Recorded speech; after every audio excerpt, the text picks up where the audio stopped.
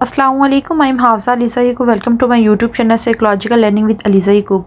Today we discuss on the management of pain and discomfort. यानी कि जो individual हैं वो पेन अगर महसूस करते हैं या डिस्कम्फर्ट होते हैं तो उसको हेल्थ साइकोलॉजी के अंदर किस तरह जो है मैनेज किया जा सकता है। क्योंकि हेल्थ के अंदर जो भी इंडिविजुअल अगर पेन फील कर रहा है तो उससे क्या होता है, उसकी हेल्थ जो होती है उसके ऊपर इम्पेक्ट आता है। वो किसी भी फिज़िकल प्रॉब्लम की वजह से जो है वो पेन फील कर रहा होता है, जिसकी वजह से अगर उसे ट्रीट नहीं किया जाता तो वो उसकी वजह से उसे मेंटल टेंशन भी होती है। तो आज हम डिस्कस करेंगे कि किस तरह से पेन को मैनेज किया जा सकता है। Content of this video elusive nature of pain, किस तरह से पेन को मेजर किया जा सकता है, पेन की नेचर क्या होती है, फिजियोलॉजी क्या होती है पेन की, न्यूरोलॉजी का या न्यूरल बेसिस का कितना किरदार होता है पेन के अंदर, एक्यूट पेन और जो क्रॉनिक पेन होती है उसके अंदर क्या डिफरेंस होता है, पेन का पर्सनैलिटी के ऊपर कितना इफ़ेक्ट आता है, पेन को किस तरह से कंट्रोल किया जा सकता है। सबसे पहले हम डिस्कस करते हैं कि पेन क्या होती है। What is pen. पेन जो होती है वो बेसिकली एक प्योरली फिजिकल सेंसेशन होती है। एक इंडिविजुअल होता है वो फिजिकली पेन को फील कर रहा होता है, सेंसेशन को फील करता है जो उसको पेन की वजह से होती है। However pain has biological psychological, इसके अलावा जो पेन है उसका बायोलॉजिकल साइकोलॉजिकल और इमोशनल फैक्टर भी होते हैं। यानी कि डिफरेंट फैक्टर्स होते हैं जो पेन के अंदर जो होते हैं रोल प्ले करते हैं। इसके अलावा जो क्रॉनिक पेन होती है उससे क्या होता है कि एक इंडिविजुअल के अंदर एंगर की फीलिंग आती है, होपलेस वो ख़ुद को फील करता है, एंजाइटी आती है और वो ख़ुद को सैड जो है वो फील कर रहा होता है। To treat pain effectively you must address the physical emotional psychological factor, कि सबसे पहले पेन को ट्रीट करने के लिए हमें जानना पड़ता है कि पेन के अंदर जो होते हैं वो फिज़िकल कौन से फैक्टर इन्वॉल्व होते हैं, इमोशनल और साइकोलॉजिकल कौन से फैक्टर रोल प्ले करते हैं पेन होने के अंदर। Acute versus chronic pain. Pain क्या होती है, पेन एक साइन होता है कि कुछ हुआ है, कुछ नेगेटिव या कुछ रॉन्ग फीलिंग जो है वो हैपन हो रही है। इसके बाद अब हम देखते हैं कि एक्यूट पेन और क्रॉनिक पेन क्या होती है। एक्यूट पेन होती है कि जो क्विकली हैपन होती है और फिर चले जाती है, इसके पीछे कोई उसकी काज नहीं होती। लेकिन जो क्रॉनिक पेन होती है वो लास्ट लॉन्गर होती है, यानी 6 मंथ या 6 मंथ से ज़्यादा जो होती है वो कंटिन्यू रहती है। वो किसी इलनेस की वजह से, किसी इंजरी की वजह से होती है। एक्यूट और जो क्रॉनिक पेन होती है इनका जो डिफरेंट एंटिटीज़ होती हैं। एक्यूट पेन जो होती है वो वैसे ही होती है और चले जाती है, उसकी कोई बेसिकली कोई काज नहीं होती है। और इसके बरक्स जो होती है क्रॉनिक पेन होती है ये एक किसी भी डिज़ीज़ की वजह से होती है। यानी जिस तरह के क्रॉनिक पेन होती है जो क्रॉनिक डिज़ीज़ की वजह से होती है, जो लास्ट लॉन्गर होती है, यानी कि कैंसर हो गया, कोई लीवर की प्रॉब्लम है। अब जो कि एक्यूट पेन होती है वो ये होती है कि यानी अगर कोई नीचे गिर गया, उसको इंजरी आ गई, कोई चोट लग गई, कोई स्केलेटल या कोई मसल के अंदर कोई चोट लग गई, तो वो होती है एक्यूट पेन जो कि जल्दी रिकवर हो जाती है। Elusive nature of pain. Pain का बेसिकली क्या होता है कि इन्फ्लुएंस्ड बाय होती है कि इसके अंदर डिफरेंट फैक्टर्स जो होते हैं वो इन्वॉल्व होते हैं। फिजिकल फैक्टर, साइकोलॉजिकल और इन्वायरमेंटल इन्वॉल्व होते हैं। पेन की भी अंदर से आगे से डिफरेंट स्टेजेस होती है। एक्यूट पेन होती है, सब एक्यूट होती है, रिकरेंट होती है और फिर लास्ट पे जो होती है वो क्रॉनिक पेन होती है। लेफ्ट अनट्रीटेड और under treated acute pain can become chronic, यानी एक्यूट पेन जो होती है अगर उसको ट्रीट नहीं किया जाता, रिकवर नहीं किया जाता, तो वो क्रॉनिक में बदल सकती है। यानी कि अगर एक इंडिविजुअल है तो उसको अगर कोई इंजरी वगैरह हुई है, उसकी टांग के ऊपर चोट आई, तो अगर उसको ट्रीट ना किया जाए तो वो आगे से उसकी मज़ीद टांग ख़राब होकर उसकी जो है वो परमानेंट वो क्रॉनिक में भी चेंज हो सकती है। उसका ज़ख़म जो है वो ज़्यादा फैल सकता है, उसकी वो टांग जो है वो उतारनी भी पड़ सकती है।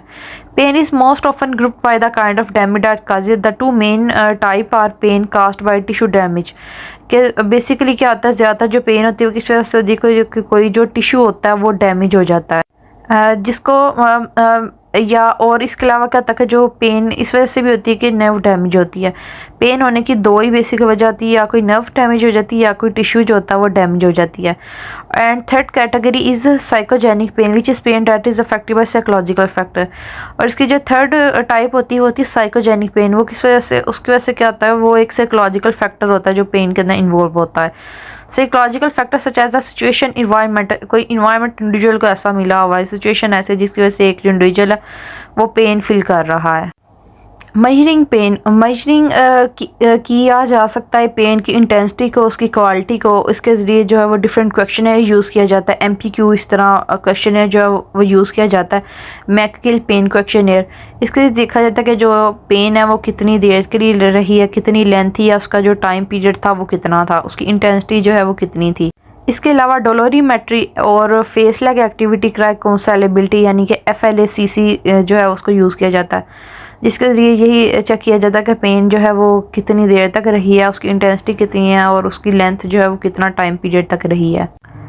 फिजियोलॉजी ऑफ पेन का हम डिस्कस करते हैं कि वो ये है कि जो एज यानी फॉर एग्जांपल अगर हम अपने हैंड ले लें, हैंड की जो टिप होती है वहाँ पे भी जो होते हैं वो नोकिसेप्टर्स मौजूद होते हैं जो कि एक पेन रिसेप्टर होते हैं जो टिप के ऊपर भी। तो वो इस तरह अगर कोई हाथ जो है वो बर्न हो गया तो फौरी तौर के ऊपर जो एक सेंस है पेन की वो प्रोड्यूस होती है।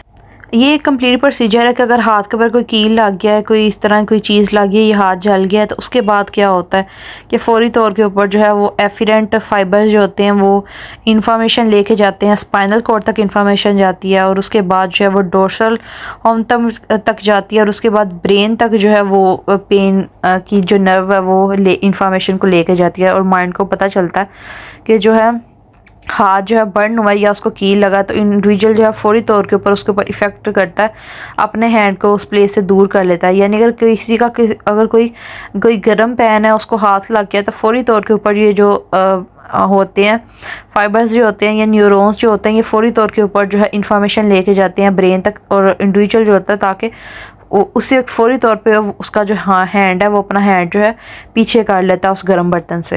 Gate control theory of pen, the gate control theory of pen was formulated इन 1965। ये 1965 के अंदर एक जो साइकोलॉजिस्ट है उन्होंने पेश की थी। वो gates to let pain travel through the reach the brain. इन गेट जो होते हैं स्पाइनल नर्व तक जब मैसेज आता है उसके बाद गेट ओपन होता है और जो मैसेज है वो ब्रेन तक पहुंचता है। और close this gate and prevent pain message from, और अगर ये गेट जो होते हैं अगर वो क्लोज हो तो ब्रेन तक मैसेज है वो कंडक्ट नहीं हो पाता।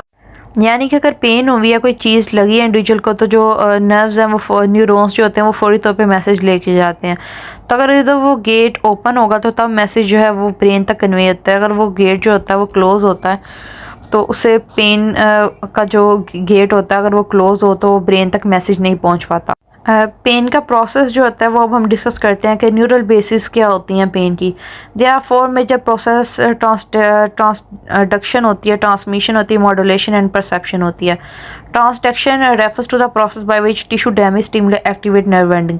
इसमें क्या होता है कि जो टिश्यू डैमेज होता है उसकी जो नर्व एंडिंग होती है वो एक्टिव होती है। Transmission refer to relay function by which the message is carried from the site of tissue injury to the brain region। और जो ट्रांसमिशन क्या होते हैं इससे जो टिश्यू डैमेज होता है यानी जो हाथ जलता है वो इन्फॉर्मेशन जो होती है वो कन्वे होती है।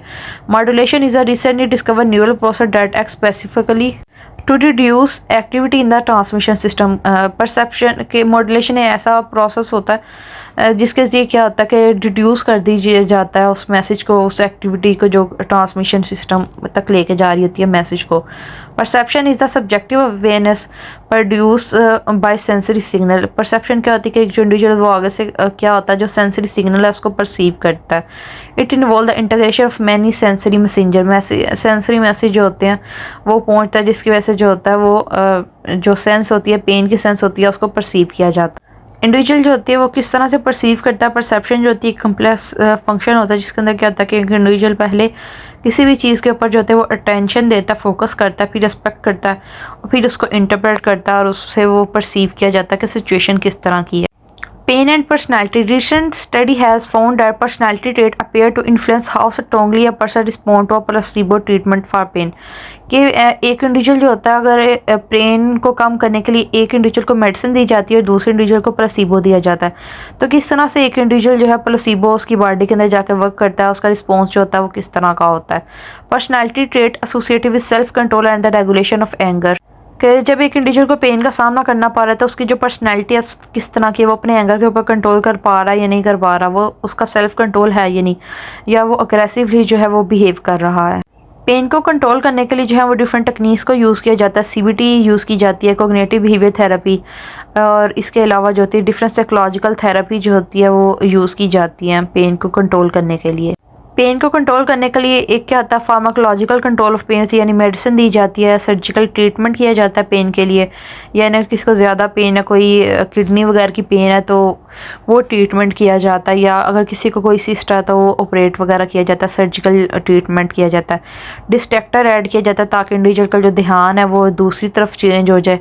म्यूज़िक थेरेपी के ज़रिए ट्रीटमेंट किया जाता है। रिलैक्सेशन टेक्निक की जाती हैं, यानी कि रिलैक्स किया जाता है उनको ताकि जो पेन को ज़्यादा फील ना करे। रिलैक्सेशन टेक्निक के लिए उन्हें अच्छी जो है विजुअलाइजेशन करवाई जाती है, गाइडेड इमेजरी प्रोवाइड की जाती है, डीप ब्रीथिंग करवाई जाती है, प्रोग्रेसिव मसल रिलैक्सेशन जो है वो करवाई जाती है। CBT अप्लाई की जाती है, यानी कोग्निटिव बिहेवियर थेरेपी और बायो फीडबैक जो है उसको यूज़ किया जाता है। Biofeedback in pain. Biofeedback helps you make slight change in your body, such as relaxing muscles to help relieve pain or reduce tension. Biofeedback में क्या होता है कि एक इंडिविजुअल जो है उसको प्रोवाइड की जाती है गाइडेंस, किस तरह से वो बॉडी की जो एक्टिविटी है उसको चेंज किया सकता है, किस तरह मसल जो है उसको रिलैक्स कर सकता है, और किस तरह से क्या जो पेन है उससे रिलीफ हासिल किया जा सकता है, टेंशन को रिड्यूस किया जा सकता है। You may be able to decrease your heartbeat or breathing, which can make you feel better. Biofeedback can give you the skill to practice new way to control your body. Biofeedback के अंदर जो basically एक इंसान को सिखाया जाता है किस तरह वो अपनी बॉडी के जो इनवॉलंटरी एक्शन है, यानी कि जो हार्ट बीट है और जो ब्रीथिंग है उसके ऊपर किस तरह से वो कंट्रोल कर सकता है।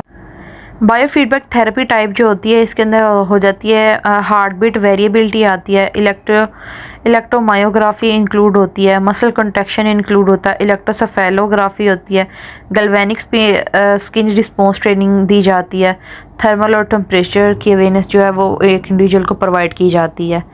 इन सब को यूज़ करते हुए एक जो इंडिविजुअल है डिफरेंट ये जो ट्रेनिंग्स है इनको रिलैक्सेशन ट्रेनिंग इनको यूज़ करते हुए CBT और डिस्ट्रैक्टर को ऐड करके एक जो इंडिविजुअल है उसको पेन के अंदर जो है वो रिलीफ महसूस करवाई जा सकती है। जो पेन मैनेजमेंट प्रोग्राम होता है उसके अंदर भी क्या होता है, या पेन के ज़रिए मेडिसिन के ज़रिए जो होती है वो पेन को कम किया जाता है। फिज़िकल थेरेपीज़ अप्लाई की जाती है, मसाज वगैरह, हाइड्रोथेरेपी, एक्सरसाइज जो होती है वो करवाई जाती है, डिस्ट्रैक्टर ऐड किया जाता है, मेडिकेशन करवाई जाती है, रिलैक्सेशन ट्रेनिंग दी जाती है, टेक्निक अप्लाई की जाती है, डीप ब्रीथिंग करवाई जाती है। जो एक साइकोलॉजिस्ट होता है can help you learn relaxation technique, वो रिलैक्सेशन टेक्निक को अंडरस्टैंड करने में और हेल्प करता है लर्न करने में एक इंडिविजुअल की, यानी कि एक जो साइकोलॉजिस्ट है वो हेल्प करता है कि एक इंडिविजुअल किस तरह से रिलैक्सेशन टेक्निक यानी कि मेडिकेशन और जो ब्रीथिंग एक्सरसाइज है इनको करके अपनी जो पेन है उसके ऊपर कंट्रोल कर सकता है, उसका जो स्ट्रेस लेवल है उसको कंट्रोल कर सकता है। उम्मीद है आपको वीडियो पसंद आई होगी। Like the video and subscribe the channel. Thank you so much. Thank you for watching.